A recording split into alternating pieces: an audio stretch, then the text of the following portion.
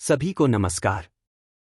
चलिए वाल्मीकि रामायण की अपनी श्रृंखला जारी रखते हैं। अयोध्या में राजा दशरथ राम के वनवास के बाद दुखी थे। इस वजह से उनका स्वास्थ्य बुरी तरह प्रभावित हुआ। एक दिन जब वे अपने प्रिय पुत्र की अनुपस्थिति पर विलाप कर रहे थे तो अचानक उनके मन में एक युवा लड़के की हत्या की स्मृति आ गई। युवा राजकुमार के रूप में दशरथ को अपने तीरंदाजी कौशल पर गर्व था। वे केवल आवाज सुनकर अपनी आंखें बंद करके लक्ष्य पर निशाना साध सकते थे। एक दिन जब वे शिकार के लिए निकले थे तो राजा दशरथ ने एक छोटे लड़के पर यह सोचकर तीर चला दिया कि वह कोई जानवर है और वह तुरंत मर गया। लड़के के माता पिता इतने दुखी हुए कि उन्होंने भी अपना जीवन समाप्त करने का फैसला किया। लेकिन ऐसा करने से पहले उन्होंने राजा दशरथ को श्राप दिया, तुम भी अपने प्रिय पुत्र के लिए शोक में मरोगे जैसे हमने अपने बेटे की मृत्यु पर शोक किया है। वह समझ गए कि कर्म ही उसे वह सब दे रहा है जो उसने किसी और के साथ किया था। अंततः एक दिन अपने प्रिय पुत्र राम के बिना न रह पाने के कारण उसने अंतिम सांस ली। पूरी अयोध्या में उदासी और निराशा छा गई। श्रवण कुमार कौन थे? आइए श्रवण कुमार की कहानी के बारे में और जानें। बहुत समय पहले श्रवण कुमार नाम का एक लड़का रहता था। वह बहुत बदकिस्मत था क्योंकि उसके माता पिता दोनों अंधे थे। वह एक बहुत ही जिम्मेदार बेटा था और अपने माता पिता के सभी काम पूरी लगन और जिम्मेदारी के साथ करता था। उसके माता पिता की कोई भी इच्छा अधूरी नहीं रहती थी क्योंकि वह हमेशा अपने माता पिता की हर इच्छा को पूरा करने की पूरी कोशिश करता था। जल्द ही उसके माता पिता को तीर्थ यात्रा पर जाने की इच्छा हुई। यह सुनकर बेटा बहुत खुश हुआ।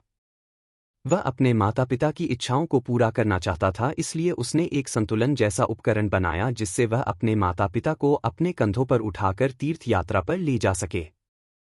जल्द ही उन्होंने अपनी यात्रा शुरू कर दी। अपनी यात्रा के दौरान श्रवण कुमार ने अपने माता पिता को जंगल से कुछ फल दिए। उन्होंने खुशी खुशी फल खाए लेकिन कभी कोई मक्का या अनाज नहीं खाया। चूंकि वे तीर्थ यात्रा पर थे इसलिए उन्होंने किसी और के द्वारा दिया गया भोजन नहीं खाया। वे अयोध्या के पास एक जंगल में पहुंचे। जल्द ही उन्हें बहुत प्यास लगी और उन्होंने श्रवण से अपनी प्यास बुझाने के लिए पानी लाने को कहा। श्रवण अपने माता पिता को जंगल में छोड़कर सरयू नदी पर उनके लिए पानी लाने चले गए। अयोध्या के राजा दशरथ शिकार करने में बहुत अच्छे थे। वे शिकार करने के इरादे से जंगल में चले गए। उनमें शिकार करने का एक जन्मजात गुण था क्योंकि अगर उन्हें कोई आवाज सुनाई दी तो वे मीलों दूर से अपना तीर फेंक सकते थे। श्रवण ने पानी भरने के लिए बर्तन को डुबोया और उससे एक आवाज आई। आवाज सुनकर दशरथ ने इसे पानी पीने वाले हिरण की आवाज समझ लिया। उन्होंने अपना तीर वहीं से मारा जहां से आवाज आ रही थी। तीर हवा में उछलकर सीधे श्रवण कुमार के सीने में जा लगा। वे भयंकर दर्द से चिल्ला उठे और अंततः जमीन पर गिर पड़े।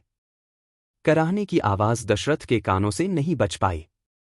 वे तुरंत उस स्थान पर पहुंचे और देखा कि मासूम बालक असहनीय दर्द से रो रहा है। दशरथ ने देखा कि उनके पास एक बर्तन पड़ा था और बालक कीचड़ और खून से लथपथ था। यह दृश्य देखकर दशरथ बहुत दुखी हुए और खुद को कोसा। जल्द ही श्रवण ने राजा को देखा। उसने कांपती हुई आवाज में राजा से कहा कि उसकी चिंता न करें। उसने बताया कि वह अपने प्यासे माता पिता के लिए पानी लेने नदी पर आया था। उसने राजा से अनुरोध किया कि वह उसे छेदने वाले तीर को निकाल दे और उसके माता पिता के लिए थोड़ा पानी ले जाए।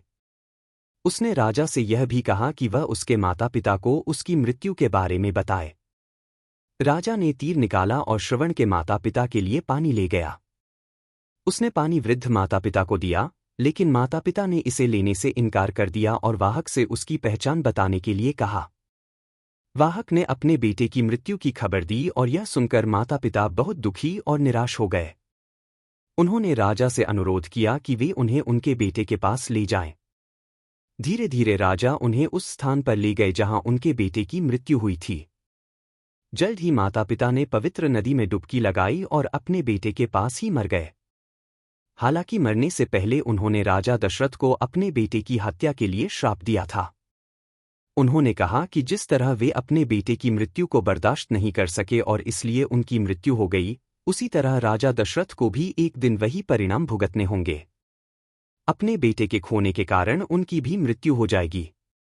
यह श्राप सच साबित हुआ क्योंकि राजा दशरथ उस दर्द को सहन नहीं कर सके और उस समय उनकी मृत्यु हो गई जब भगवान राम 14 साल के लिए वनवास पर गए थे।